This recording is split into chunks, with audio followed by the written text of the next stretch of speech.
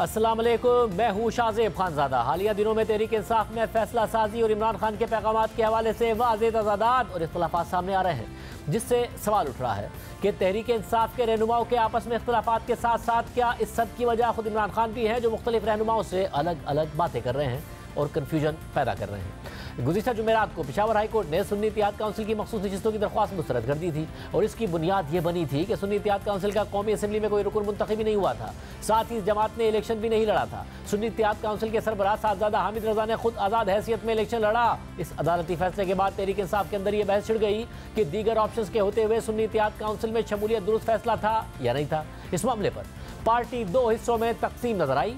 इस बहस का आगाज जुमेरात को इमरान खान से मुलाकात के बाद पार्टी रहनुमा और रुकने कौमी असम्बली शेर अब्दुल मरवत ने किया, जिन्होंने हमारे प्रोग्राम में दावा किया कि सुन्नी इत्तेहाद काउंसिल में शमूलियत का फैसला गलत था, क्योंकि इमरान खान की हिदायत के मुताबिक मजलिस वहदतुल मुस्लिमीन में शामिल होने का फैसला हो गया था, मगर मुझ समेत पार्टी की क़यादत को मसले की बुनियाद पर धमकी आमेज पैगामात मिलने लगे और फिर अचानक सुन्नी इत्तेहाद काउंसिल में शमूलियत का ऐलान कर दिया गया। यह फैसला जिसने भी किया है उनकी शनाख्त होनी चाहिए।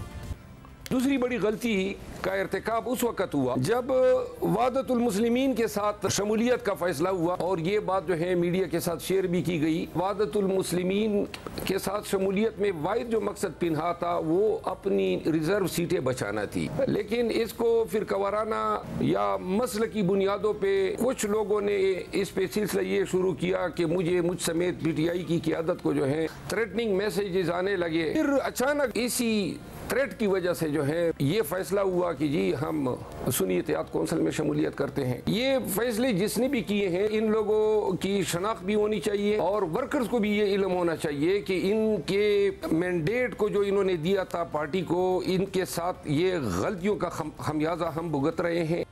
इस फैसले की वजह से तहरीक इंसाफ कौमी और सूबाई असम्बलियों में मुतअद्दिद मखसूस नशिस्तों से महरूम हो गई। 8 फरवरी के इलेक्शन के बाद तहरीक इंसाफ एक ऐसी जमात की तलाश में थी जिससे इत्तेहाद करके कौमी असम्बली और सूबाई असम्बलियों में अपने हिस्से की मखसूस नशिस्तों को ज़ाया होने से बचाया जाए। उस वक्त तहरीक इंसाफ की जमात इस्लामी, मजलिस वहदतुल मुस्लिमीन, PTI पार्लियामेंटेरियंस और सुन्नी इत्तेहाद काउंसिल से इत्तेहाद की खबरें गर्दिश कर रही थी और पार्टी के अंदर से इन जमातों के हवाले से तहफ़्फ़ुज़ात और खदशात सामने आ रहे थे। जिस दिन यानी 19 फरवरी को PTI ने सुन्नी इत्तेहाद काउंसिल से इत्तेहाद का ऐलान किया था, उसी दिन कुछ घंटे पहले BBC से बात करते हुए तहरीक इंसाफ के रहनुमा बैरिस्टर सैफ ने इन्हीं इख्तिलाफात को सामने रखा था और कहा था कि जिस जमात से भी हमारे मुज़ाकरात शुरू होते हैं तो सबसे पहले पार्टी के अंदर से ही इख्तिलाफी आवाज़ उठ जाती है। तहरीक इंसाफ की सफ़ों में ये तशवीश भी पाई जाती है कि पार्टी को किसी एक फ़िरक़े की नुमाइंदा जमात में शमूलियत नहीं इख्तियार करनी चाहिए।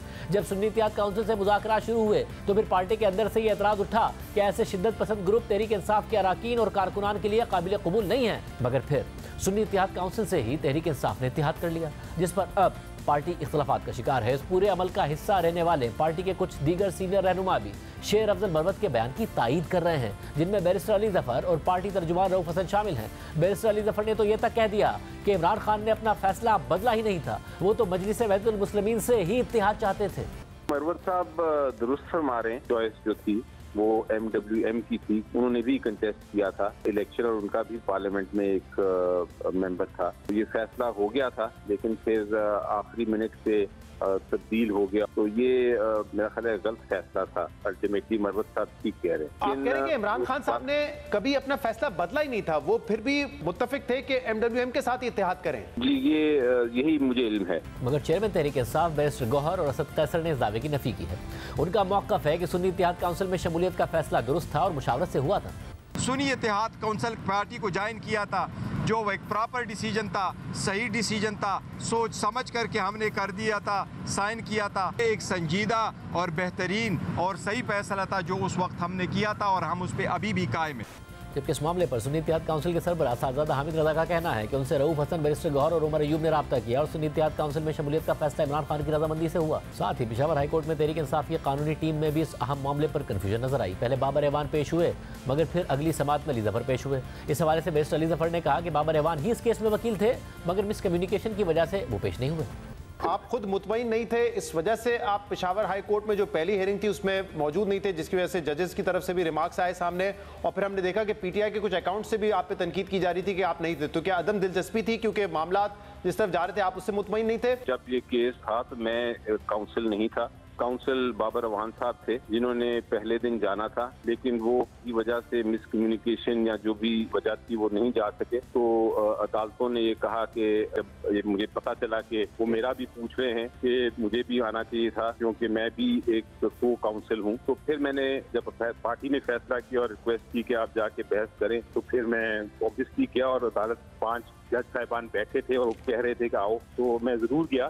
सिर्फ यही नहीं, तहरीक इंसाफ के रहनुमा ये भी कह रहे हैं कि तहरीक इंसाफ जब निशान हासिल कर लेगी तो फिर सुन्नी इत्तेहाद काउंसिल पीटीआई में जब हो जाएगी। मगर सरबरा सुन्नी इत्तेहाद काउंसिल साहबजादा हामिद रजा का कहना है कि पीटीआई ने इस हवाले से उनसे कोई बात ही नहीं की है। अब ये सिर्फ एक मामला नहीं है जिसमें तहरीक इंसाफ के रहनुमाओं के दरमियान पार्टी पॉलिसी और इमरान खान के फैसलों के हवाले से तजाद नजर आया है, या खुद इमरान खान की वजह से कन्फ्यूजन पैदा हुई है। इसकी कुछ और मिसालें आपके सामने रखते हैं। गुज़िश्ता हफ्ते वज़ीर आला खैबर पख्तूनख्वा अली अमीन गंडापुर ने वज़ीर आज़म शहबाज शरीफ से मुलाकात की, तो सवाल उठा कि इस मुलाकात के लिए इमरान खान राजी थे या नहीं थे। इस हवाले से तर्जुमान तहरीक इंसाफ रऊफ हसन ने कहा कि कोई भी चीज़ इमरान खान की मर्जी के बगैर नहीं होती। और हफ्ते को अडियाला जेल में सहाफ़ियों से गैर रस्मी गुफ्तगू के दौरान खुद इमरान खान ने इस हवाले से कहा कि अली अमीन गंडापुर को वज़ीर आज़म शहबाज शरीफ के साथ तस्वीर नहीं बनवानी चाहिए थी, यानी अली अमीन गंडापुर बतौर वज़ीर आला मिल लें मगर अवाम के सामने तस्वीरें ना लाएं ताकि बयानियाँ नामुतासिर हो।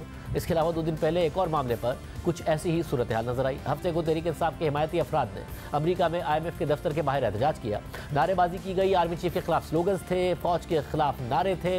तहरीक इंसाफ के रहनुमा शहबाज गिल भी शरीक थे और इस एहतजाज से तहरीक इंसाफ के चेयरमैन बैरिस्टर गौहर खान और पार्टी के तर्जुमान रऊफ हसन ने ताल्लुकी का इजहार कर दिया। बाहर जो पाकिस्तान ओवरसीज़ वो करते हैं, पाकिस्तान तहरीक इंसाफ ने कहीं ऑर्गेनाइज नहीं किया है, लेकिन ओवरसीज़ अगर करते हैं तो ये उनकी अपनी मर्जी है, लेकिन हमने ऑर्गेनाइज कोई नहीं किया।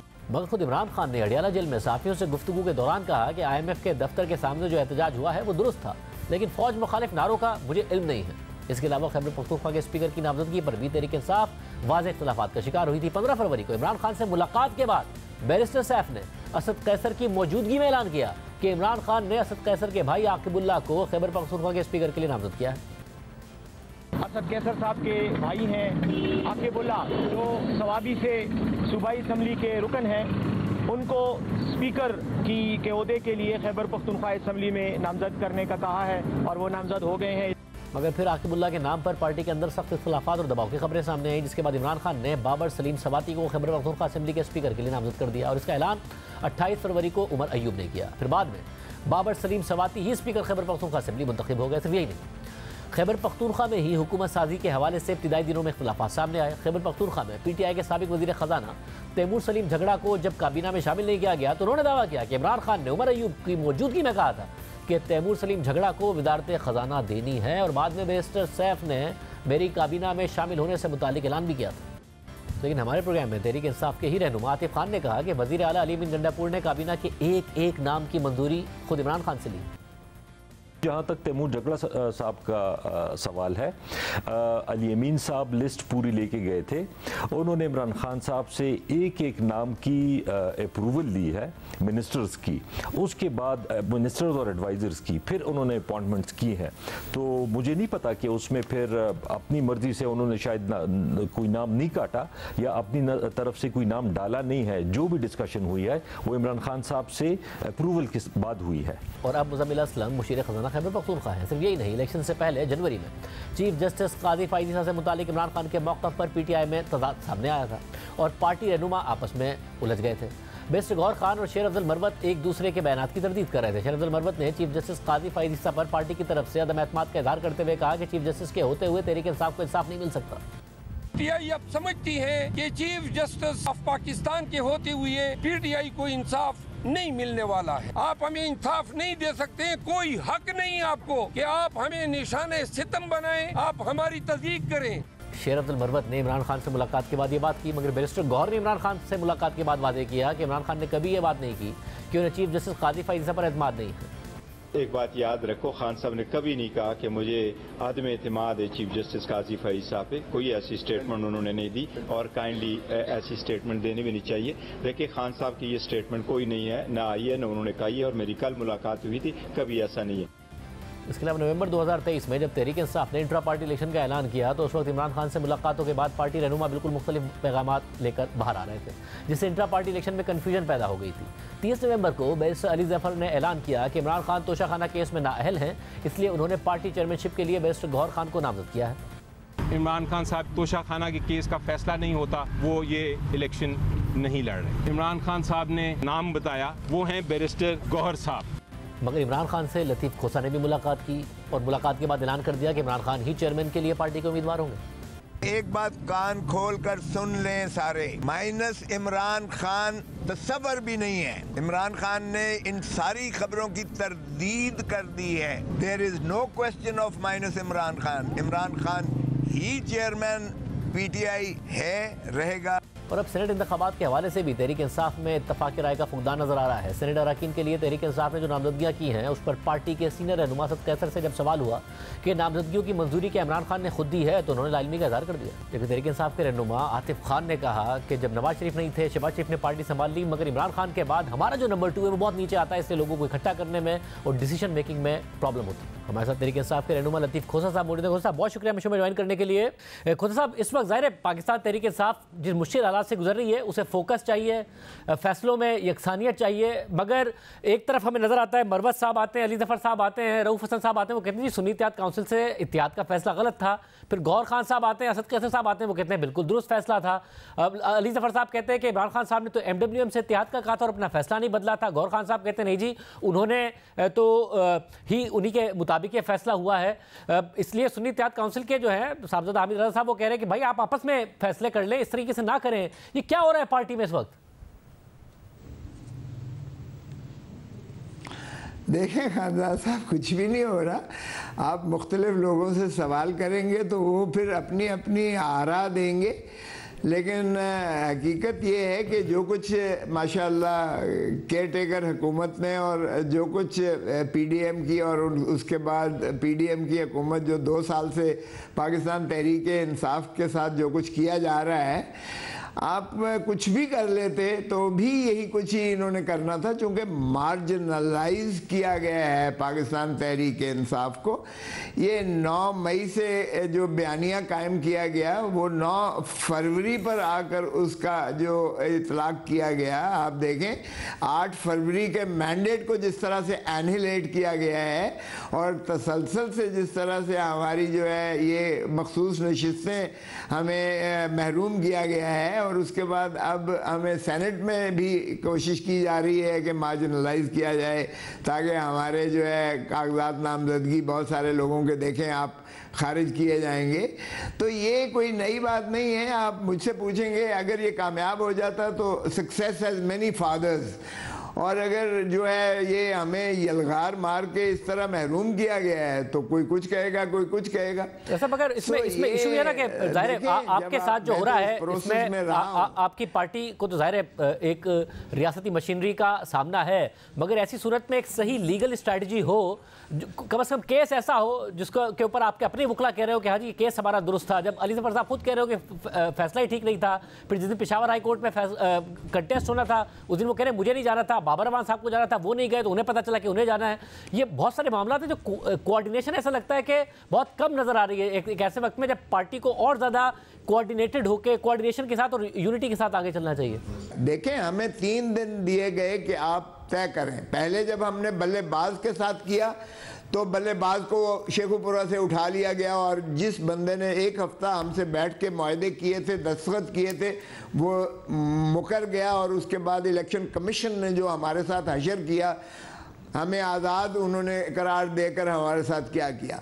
और उसके बाद जब पेशावर हाई कोर्ट ने हमारे हक में किया तो सुप्रीम कोर्ट ने 11:30 बजे रात को जो है फैसला करके हमें फिर जो है वो हमारे पर पुर्जे सारे काट दिए और फिर हमें जो है वो यानी जहेज़ का सारा सामान देकर हमें इलेक्शन रिटर्निंग ऑफिसर्स ने किसी को कटोरा दिया, किसी को बैंगन दिया, किसी को जो है खिड़की दी, किसी को चारपाई दी और पता नहीं कौन कौन सा दिया।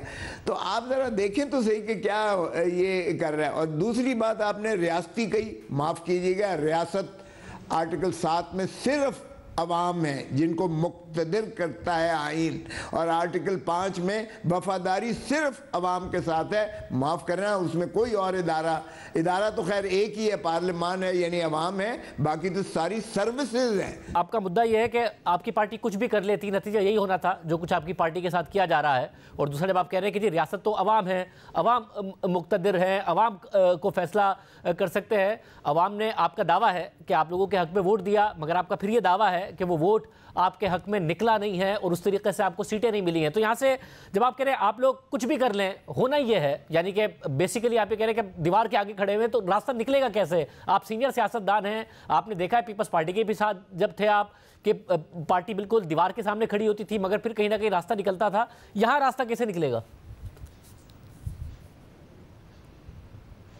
देखिए खानज़ादा साहब, हमें मशरकी पाकिस्तान से सबक सीखना चाहिए। जो बंदे जो अपनी तारीख से, बाजी से सबक नहीं सीखते, वो कौमें फिर जो है बदकिस्मती से, जिससे जुल्म होता है ना, जुल्म की इंतहा है। देखें, कुफ्र की रियासत चलती है, जुल्म और नाइंसाफ़ी की जो है रियासत नहीं चल सकती है। सो ये क्यों हम इस बात को नहीं समझते कि हम अवाम ने अपना मैंडेट 8 फरवरी को बांगे दोहल दिया, लेकिन हमने 9 फरवरी को फॉर्म 47 के ज़रिए उसमें बेईमानी और धांधली करके, मुझे बताएं, shorn of morality, it is barbarity, cruelty है। तो अगर आपने जो है उसकी मॉरल फाइबर इसका नहीं है, हुकूमत का नहीं है, इसलिए आप ऊपर से नीचे तक आप ओहदे बांट दें रियासती, लेकिन अगर ना उसकी मॉरल वैल्यू है, ना लीगल वैल्यू है, ना कॉन्स्टिट्यूशनल वैल्यू है, तो इस तरह फ्रॉड की बुनियाद पर आप कब तक एक इमारत को उस्तवार करते हुए लोगों को बावर करवाएंगे? मेरा यही सवाल है, मेरा यही सवाल है कि अगर मेरा यही सवाल है कि अब ऑन पेपर उनके पास 2/3 मेजॉरिटी है, आप कह रहे हैं इनके पास ना मॉरल वैल्यू है, ना लीगल वैल्यू है, ना कॉन्स्टिट्यूशनल वैल्यू है, मगर ये 2/3 मेजॉरिटी है, इसके हिसाब से उनका इरादा है 5 साल पूरे करना।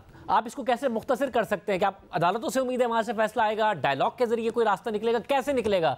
क्या है ऐसा जो तहरीक इंसाफ के लिए रास्ता निकाल के लेके आएगा? अगर आप कह रहे हैं कि आप गलतियां ना भी करें तो भी यही होगा जो हो रहा है। खानज़ादा साहब, यही मार्शल लॉ वाले भी जो एडमिनिस्ट्रेटर है वो कहता था देखिए मेरी ताकत, वो भी मुक्के दिखाता था। लेकिन जब आवाम एक चीज़ को नहीं तस्लीम करती तो फिर इस तरह खशो खाशाक की तरह बह जाते हैं। वो माशाअल्लाह जनरल परवेज़ मुशर्रफ भी अपनी ज़िंदगी में वापस नहीं आया था, उसकी जो है जज्द खाकी ही वापस आया था। तो ऐसे मेरा नहीं ख्याल कि इस तरह से कोई अवाम के साथ आप जब तक देखें, जब तक आप सियासी इस्तेहकाम नहीं लाएंगे, मुआशी इस्तेहकाम नहीं आएगा। और सियासी इस्तेहकाम इमरान खान के बगैर नहीं हो सकता, इसलिए इमरान खान को मुखलसी दें जेल से, क्योंकि अवाम ने 8 फरवरी को वाज़े तौर पर उस 9 मई के बयानी को मुस्तरद किया, अवाम ने उनकी सज़ाओं को मुस्तरद किया और अवाम ने उनके ख़िलाफ़ फ़ैसलों को मुस्तरद किया। और एक बल्ले का निशान ना होने के बावजूद अवाम ने अपना कैंडिडेट भी ढूंढा और वो सारे जो जहेज़ का सामान था उसको भी ढूंढ कर अवाम ने जो है पुरजोर तरीके से जो है इमरान खान और उसकी पार्टी को वोट दिया। अब अगर 100 नशिस्तों को आप उसके बाद जो है फ्रॉड के ज़रिए फॉर्म 47 में तब्दील करते हो तो माफ़ कीजिएगा, ऐसी हुकूमत नहीं चल पाएगी। आप देखें इस तरह से हुकूमतें अगर जो है कठपुतली हुकूमतें बना के किसी और ने चलानी है हुकूमत तो फिर ठीक है, अल्लाह हाफिज़ है। फिर जब तक जबर करना है, जुल्म करना है, जुल्म के आगे जारी होती है, हम कहते हैं। बहुत शुक्रिया। लतीफ़ खोसा साहब हमारे साथ मौजूद थे, गुफ्तगू आपने सुनी, कुछ अहम डेवलपमेंट्स हुई आपके सामने रखेंगे के बाद। जनवरी में कंज्यूमर प्राइस इंडेक्स के तहत महंगाई 28.3% थी, जो फरवरी में 23.1% पर आ गई।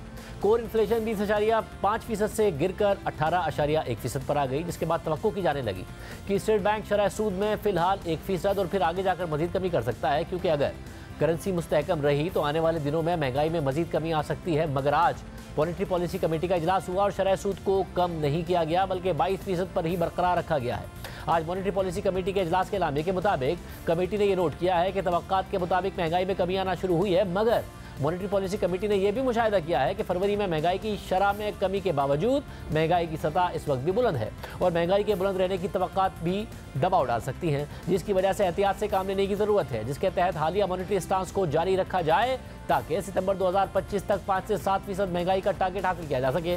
मॉनेटरी पॉलिसी कमेटी ने इस बात पर भी जोर दिया है कि यह बात इस पर मुनहसिर है कि टारगेटेड फिस्कल कंसोलिडेशन जारी रहेगी और बैरूनी इन्फ्लोज भी हासिल हो जाएंगे। मईशत में रिकवरी के आसार नजर आ रहे हैं और तरक्की की शरह 2 से 3% के दरमियान रहेगी, जिसमें एग्रीकल्चर सेक्टर अहम किरदार अदा कर रहा है, जबकि जुलाई से जनवरी तक करंट अकाउंट खसारा सिर्फ 1.1 अरब डॉलर है, जो गुज़िश्ता बरस से 71% कम है। और मॉनेटरी पॉलिसी कमेटी का ख्याल है कि इस माली साल में करंट अकाउंट खसारा GDP का 0.5% से 1.5% तक रहेगा, जिससे ज़र मुबादला के ज़खायर की सूरत हाल को सहारा मिलेगा। दूसरी तरफ जियो न्यूज़ के मुताबिक IMF का वक्त स्टैंड बाय अरेंजमेंट की 1.1 अरब डॉलर्स की आखिरी किस्त के मुज़ाकरात के लिए पाकिस्तान में मौजूद है, मगर अभी तक मुज़ाकरात मुकम्मल नहीं हुए हैं। साफ़ी मेहताब हैदर हमारे साथ मौजूद है। मेहताब साहब, बहुत शुक्रिया मुझे ज्वाइन करने के लिए। जब आज भी मुज़ाकरात मुकम्मल नहीं हुए हैं, खबर चल रही थी एक दिन और वफ्त रुकेगा, ये स्केड्यूल्ड था रुकना क्या, या फिर मुज़ाकरात में कोई ना कोई तात्तुल आया, कोई मसला हुआ है? जी बिस्मिल्लाहिर्रहमानिर्रहीम। देखिए, जो मिनिस्ट्री ऑफ फाइनेंस ने अपनी ऑफिशियल अनाउंसमेंट में जो शेड्यूल दिया था वो 14 से 18 तक था और 18 को जो है वो ये टॉक्स कंक्लूड होनी थी, लेकिन कल तक IMF की जो टीम है वो पाकिस्तान में रहेगी और तवक्को ये है कि जो एक डॉक्यूमेंट होता है जिसको कहते हैं MEFP, memorandum of economic and financial policies, उसकी जो चीज़ें हैं वो कल उम्मीद ये है कि फ़ाइनल होंगी। कल एक इफ्तार डिनर भी रखा गया है और उसके बाद उम्मीद है कि IMF का एलामिया जो है वो जारी कर दिया जाएगा। लेकिन कल की मीटिंग जो है और जो उसके अंदर फाइनल चीज़ें होनी हैं वो बड़ा क्रूशल है, चूँकि उसके बाद ही हम 100% यकीन से कह सकते हैं कि पाकिस्तान और IMF के दरमियान स्टाफ लेवल एग्रीमेंट हो जाएगा। अभी भी कुछ इश्यूज़ ऐसे हैं जिन पर मज़ीद बातचीत होना बाकी है। मतलब शुरू में ज़ाहिर वज़ारत ख़ज़ाना ने कह दिया था कि हमने तमाम जो मामला थे वो पूरे कर दिए हैं, तमाम शराइत पूरी कर दी हैं, फिर आप ही ने रिपोर्ट किया कि IMF को ये बात पसंद नहीं आई थी और फिर ये एग्रीमेंट हुआ कि आइंदा वज़ारत ख़ज़ाना इस किस्म का स्टेटमेंट नहीं देगी।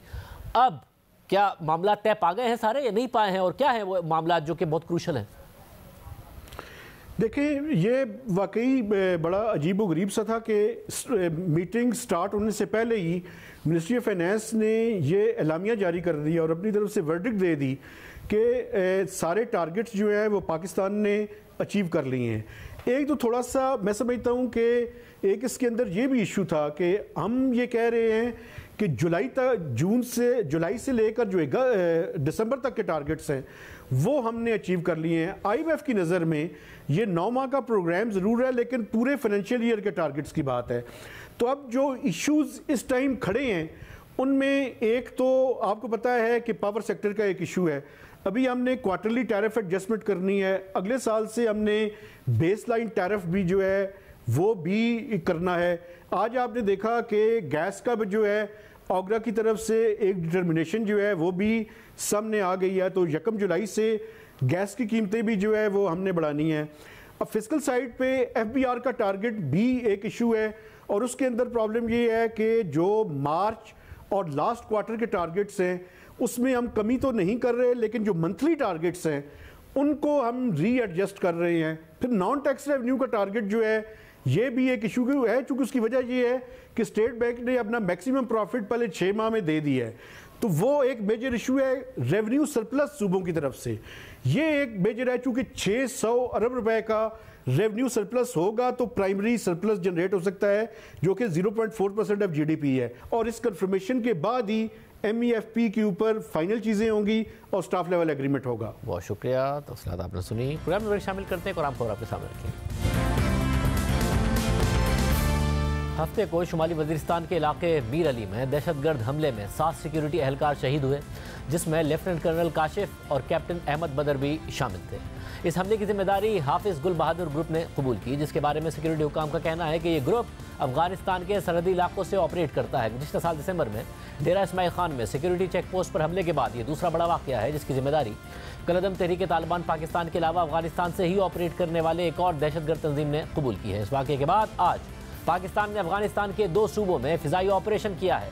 पाकिस्तानी दफ्तर खारजा के बयान के मुताबिक आज अफगानिस्तान में होने वाले हमलों का मकसद हफ्ते को मीर अली वाक़े में मुलविस दहशतगर्दों को निशाना बनाना था, जबकि अफगानिस्तान में होने वाले फिजाई हमले के बाद पहले ही तर्जुमान अफगान हुकूमत ज़बीउल्लाह मुजाहिद ने इसकी तस्दीक करते हुए पाकिस्तान को संगीन नताइज की धमकी दी थी, जिसके बाद अफगान दफ्तर खारजा की जानिब से पाकिस्तान के सफारत खाने के सरबराह को तलब करके एहतजाजी मरासला दिया गया।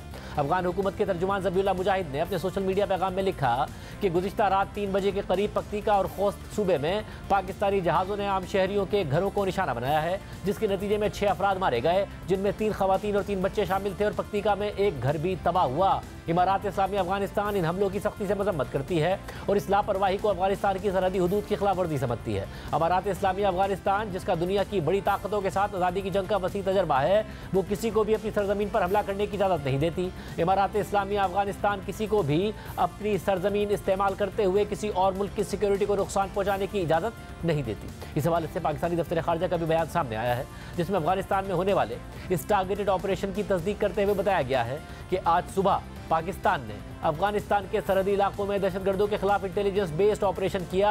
आज के ऑपरेशन का मरकजी टारगेट हाफिज गुल बहादुर से ताल्लुक रखने वाला दहशतगर्द था, जो कलदम तहरीक तालिबान पाकिस्तान के साथ मिलकर पाकिस्तान में होने वाले मुतादिद दहशतगर्द हमलों में मुलविस है, जिनमें सैकड़ों आम शहरी और सिक्योरिटी एहलकार शहीद हुए। हालिया हमला 16 मार्च 2024 को शुमाली वजीरिस्तान के इलाके मीर अली में हुआ, जिसमें 7 पाकिस्तानी फौजी शहीद हुए। पाकिस्तान गुज़िश्ता 2 सालों से बार बार उबूरी अफगान हुकूमत को अफगानिस्तान में कलदम तहरीक तालिबान पाकिस्तान समेत दीगर दहशतगर्द तंजीमों के हवाले से अपने संगीन खदशात के बारे में आगाह कर रहा है। ये दहशतगर्द पाकिस्तान की सिक्योरिटी के लिए शदीद खतरे का बाइस हैं और इन्होंने मुसलसल अफगानिस्तान की सरजमीन इस्तेमाल करते हुए पाकिस्तान में दहशतगर्द हमले किए हैं। दफ्तर खारजा के बयान के मुताबिक पाकिस्तान अफगानिस्तान की खुद मुख्तारी और इलाकाई सालमियत को इंतहाई अहमियत देता है, इसलिए पाकिस्तान ने दहशतगर्दी के खतरे से निपटने के लिए हमेशा बातचीत और ताउन को तरजीह दी है। हमने बारहा अफगान हुक्काम पर जोर दिया है कि वो इस बात को यकीनी बनाने के लिए ठोस और मौसर कार्रवाई करें ताकि अफगानिस्तान की सरजमीन पाकिस्तान के खिलाफ दहशतगर्दी के लिए इस्तेमाल ना हो सके। हमने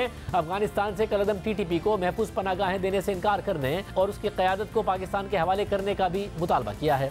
दफ्तर खारजा के बयान के मुताबिक पाकिस्तान में अफगानिस्तान के लोगों के लिए बहुत एहतराम है, अलबत्ता अफगानिस्तान में इक़्तिदार में रहने वालों में से कुछ अनासिर सरगर्म तौर पर टीटीपी की सरपरस्ती कर रहे हैं और उन्हें पाकिस्तान के खिलाफ प्रॉक्सी के तौर पर इस्तेमाल कर रहे हैं। एक ब्रदर मुल्क के खिलाफ इस तरह का रवैया जो अफगानिस्तान के अवाम के साथ हर अच्छे बुरे वक्त में खड़ा रहा है, वो उनकी तंग नजरी को जाहिर करता है। ये रवैया गुज़िश्ता कई दहाइयों में अफगानिस्तान के अवाम के लिए पाकिस्तान की तरफ से दी जाने वाली हिमायत को नजरअंदाज करता है। हम इक़्तिदार में मौजूद इन अनासिर पर जोर देते हैं कि वो मासूम पाकिस्तानियों का खून बहाने वाले खवारिज दहशतगर्दों का साथ देने की पॉलिसी पर नजरसानी करें और पाकिस्तानी अवाम के साथ खड़े होने का वाज़ेह इंतखाब करें। दफ्तर खारजा के बयान के मुताबिक कलदम टीटीपी जैसे दहशतगर्द गिरोह इलाकाई अमन और सलामती के लिए इज्तिमाई खतरा है। हम कलदम टीटीपी की तरफ से लाहक खतरे से निपटने में अफगान हुकाम को दरपेश चैलेंज का बखूबी इदराक रखते हैं, इसलिए पाकिस्तान दहशतगर्दी के खिलाफ मुश्तरका हल तलाश करने और किसी भी दहशतगर्द तंजीम को अफगानिस्तान के साथ दो तरफा ताल्लुकात को सबूताज करने से रोकने के लिए काम जारी रखेगा।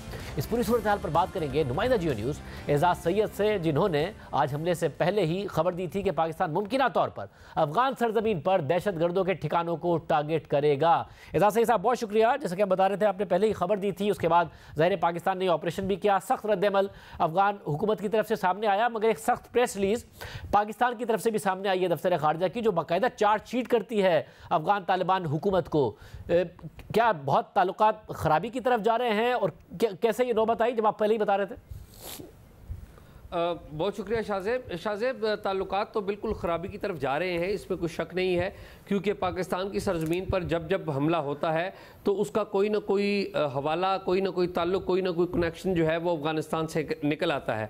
और ये भी एक हकीकत है कि जो अफ़गानिस्तान में तालिबान की हुकूमत है, जिसके क़याम में पाकिस्तान ने बड़ी मदद की थी अफ़गान तालिबान की, वही हुकूमत उन अनासर को मुसलसल अम्ब्रेला दिए हुए है जो अनासर पाकिस्तान के ख़िलाफ़ काम कर रहे हैं। लेकिन दोनों ममालिक के दरमियान एक टेंशन की सी कैफियत में अफगान हुकूमत ने भी कोशिश की कि पाकिस्तान और कालदम टीटीपी और जो एफिलिएटेड ग्रुप्स हैं इनके दरमियान कोई अमन का सिलसिला हो पाए, लेकिन वो नहीं हो पाया। बहुत सारी उसकी वजूहत थी। ये जो इलेक्शंस हुए हैं 8 फरवरी 2024, इससे पहले अफगान जो हुकूमत है उसने एक कोशिश की थी, अटैम्प्ट ज़रूर की थी कि एक जो कालदम तहरीक तालिबान और उसके एफिलिएटेड ग्रुप्स हैं वो इस इलेक्शन प्रोसेस के दौरान पाकिस्तान में कोई बड़ी कार्रवाई ना करें, क्योंकि पाकिस्तान का जो डेमोक्रेटिक अमल है उससे मुतासर ना हो। आपको पता है कि 2007 में बेनज़ीर भुट्टो साहिबा एक इसी तरह की इंतखाबी रैली में वो शहीद हुई थी और वो बड़ा एक बुरा इम्पैक्ट पड़ा था, और उस वक्त तो अफगानिस्तान में तालिबान की हुकूमत नहीं थी। अब अफगानिस्तान में तालिबान की हुकूमत मौजूद थी, तो नतीजे के तौर पर टीटीपी ने और एफिलिएटेड ग्रुप्स ने आप देखें कि बड़ी कार्रवाई नहीं की जो मेन लैंड्स हैं उनमें, लेकिन इसके बाद अब तबले जंग बजाने की कोशिश की गई 16 मार्च को जो वाक़या हुआ है, और इसके बाद अब सूरत हाल बड़ी वाज़ेह नज़र आ रही है कि पाकिस्तान दो चीज़ें कर रहा है। एक तो फौरी तौर पे रद्द-ए-अमल, आपने देखा कि विदिन 24 आवर्स अफगानिस्तान के अंदर घुसकर कार्रवाई की गई है। और इस बात की कोई तवक्को नहीं है अब कि अफगान तालिबान हुकूमत जो तहरीक तालिबान पाकिस्तान है उसे रोकेगी। जो बड़ी तवक्कात हुआ करती थी कि जब अमेरिका जाएगा अफगान हुकूमत आएगी, जंजीरें तोड़ने की मिसालें, फिर तालिबान को यहाँ लाकर आबाद करने की बातें गुज़िश्ता हुकूमत में हुई, वो सब ख़त्म हो गया, वो सब फ्लॉप हो गया, वो अब उसकी कोई तवक्को नहीं है। शाहज़ेब भाई, जो पाकिस्तान की अफ़गान हुकूमत के ज़रिए जो ये अनासर हैं, अस्करियत पसंद अनासर, उनके साथ इंगेजमेंट फॉर्मल और इनफॉर्मल तरीक़ों से रहती है, इसमें कोई शक नहीं। रिसेंट पास्ट में भी एक इंगेजमेंट हुई और आप देखिए उसी इंगेजमेंट का नतीजा था कि मेन लैंड्स के ऊपर इलेक्शन के दौरान कोई बड़ी कार्रवाई इन ग्रुपों की तरफ से नहीं की गई और ना बढ़ चढ़ कर कोई किसी बड़ी इलेक्शन रैली को पंजाब में, सिंध में निशाना बनाया गया।